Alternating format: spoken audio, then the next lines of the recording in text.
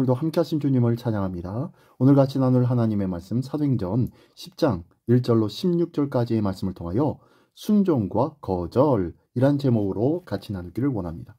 자, 오늘 본문 10장에서는 유대인 중심에 전파되던 복음이 이제는 본격적으로 이방인에게도 전달되는 그런 전환점을 보여주는 사건이 나옵니다.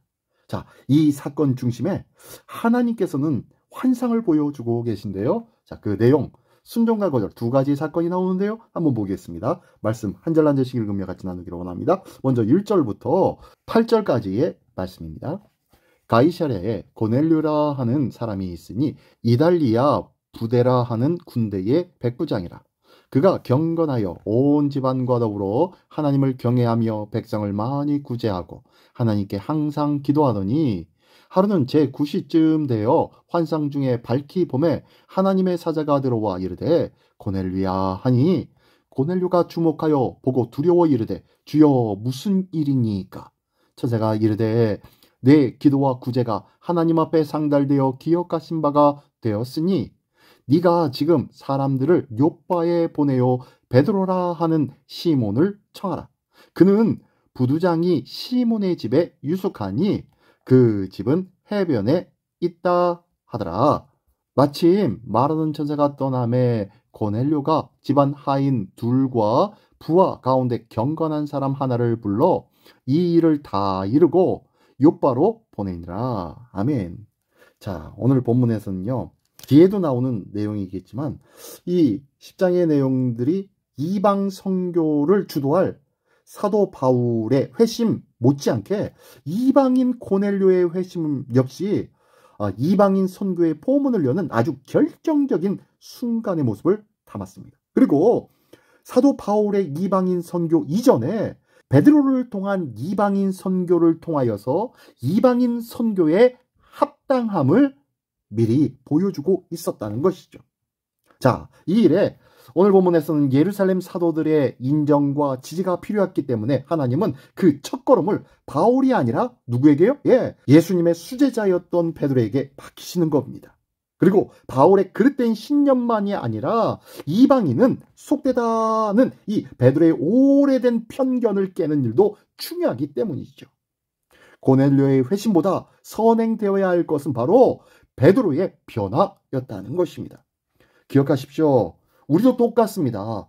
우리가 하나님의 백성으로 자부심을 가지고 살아가고 있지만 그러다 보니까 어느 순간에 믿지 않는 불신자들과 믿는 믿음의 사람 신자들 간의 이질성을 굉장히 강조하고 있어요. 기억해야 될 것은 하나님은 그러한 것이 중요하지 않아요. 모두가 다 하나로 하나님의 자녀가 되기를 원하시는 하나님, 그 사랑의 하나님을 기억하면서 모두가 한 마음으로 그들과의 이질성을 그리고 배타성을 버려버리고 이제는 하나 되어지는 그들을 긍휼히 여기며 그들을 품는 마음이 선교적인 마음이라는 거예요. 이 마음이 있을 때 교회는 선교하는 교회, 증거하는 교회, 주의 복음이 전파되어지고 확장되어지는 교회가 될 줄 믿습니다. 자, 이렇게 고넬료의 마음을 열고 또한 그의 새로운 세계로 인도하기 위해서 하나님이 쓰신 방법이 무엇입니까? 환상이었어요. 자, 사도행전에 나오는 이 환상에 대한 것들은요, 거의 다 복음의 사역과 관련이 있습니다.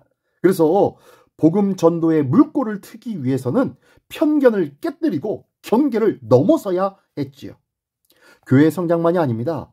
선교 확장에도 장애물이 있고 장벽이 있습니다. 혹시 우리 교회에도 전도와 성장의 걸림돌이 되고 있는 장벽은 있지 않습니까? 그것 때문에 하나님의 비상한 신적인 개입이 있어야 할 만큼 공고해져가는 잘못된 선입견의 장벽은 있지 않은지 다시 한번 우리의 삶을 돌아보기를 원합니다. 또한 4절부터 8절 끝까지의 내용에 보면요, 하나님의 사자는 고넬료에게 직접 복음을 전하거나 그를 설득하지 않았습니다. 그저 하나님이 그의 기도와 구제를 받으셨다는 것, 그것과 이제 요빠에 있는 베드로를 청하도록 명령할 뿐입니다. 그 말을 듣고 고넬료는 지체 없이 순종하여 종들을 보내고 있지요. 그 의도를 다 알 수는 없었지만 단순하게 이 고넬료는 순종하는 모습을 보여줍니다. 그랬습니다. 우리도 하나님을 향한 경외가 있다면 제일 먼저 앞서는 것은 무엇이냐? 바로 순종이라는 거예요. 하나님을 향한 경외는 반드시 순종을 통하여 입증되어지고, 또한 하나님의 경륜은 이 순종을 통하여서 성취해져 간다는 것을 꼭 기억하기를 원합니다. 오늘 나는 주의 말씀에, 주님의 인도하심에 순종하고 있습니까? 아니면 아직까지도 내 생각과 내 논리 때문에 갈등하며 주의 말씀을 선택했을 때 내 삶에는 어떠한 이익이 있는지 이거에 대해서 계수하고 있는 어리석음을 범하고 있지는 않습니까? 돌아보기를 원합니다. 자, 계속해서 볼까? 이번에는 베드로의 모습인데요. 자, 보겠습니다. 9절부터 16절까지의 말씀입니다. 이튿날 그들이 길을 가다가 그 성에 가까이 갔을 그때에 베드로가 기도하려고 지붕에 올라가니 그 시각은 제 6시더라. 그가 시장하여 먹고자 하매 사람들이 준비할 때에 황홀한 중에 하늘이 열리며 한 그릇이 내려오는 것을 보니 큰 보자기 같고 네 귀를 메어 땅에 들이웠더라. 그 안에는 땅에 있는 각종 네 발 가진 짐승과 기는 것과 공중에 나는 것들이 있더라. 또 소리가 있으되 베드로야 일어나 잡아먹으라 하거늘 베드로가 이르되 주여 그럴 수 없나이다. 속되고 깨끗하지 아니한 것을 내가 결코 먹지 아니하였나이다 한데 또 두 번째 소리가 있으되 하나님께서 깨끗하게 하신 것을 네가 속되다 하지 말라 하더라. 이런 일이 3번 있은 후 그 그릇이 곧 하늘로 올려져 가니라. 네, 이제 고넬료의 환상에 이어서 다음날 요바에 있는 베드로가 기도 중에 환상을 보게 됩니다. 그 환상이 어떤 환상이었습니까? 예, 율법에 저촉되는 이 부정한 것을 잡아먹어라 라는 명령이 떨어진 거예요. 그래서 베드로에게 어쩌면 시험과 같은 일이었지요. 하지만 이런 일이 3번 반복되었다면 누구든지 이것이 모호한 착시가 아니라 명확한 계시이고 또한 시험이 아니라 명령이라는 것을 알았을 것입니다. 하지만 고넬료의 단순한 순종과 달리 베드로는 단호하게 이것들을 거절하는데요.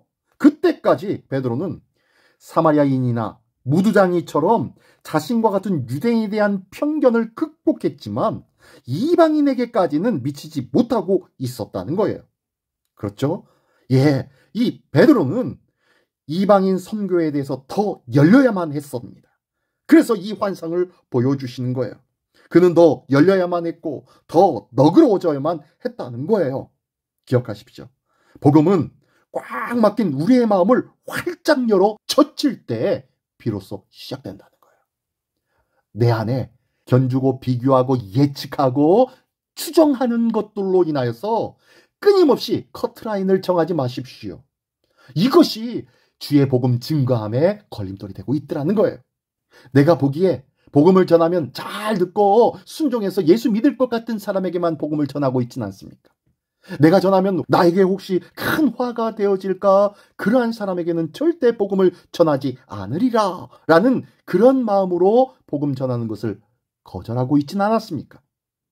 우리가 하나님의 거룩한 뜻 가운데서 우리의 꽉 막혔던 이 마음들을 활짝 열어 젖힐 때 비로소 우리의 복음은 증거되어지고 전파되어질 줄 믿습니다.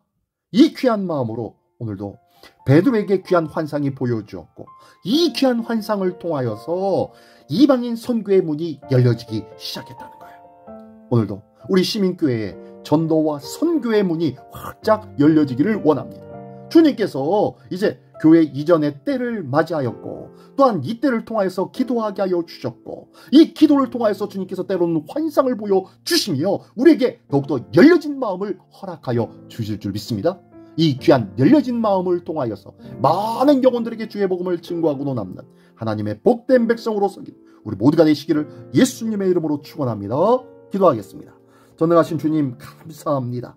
복음의 역사를 위해 순종하며 내려놓아야 할 것들은 무엇인지 다시 한번 돌아보며 깨달을 수 있는 지혜를 허락하여 주시옵소서.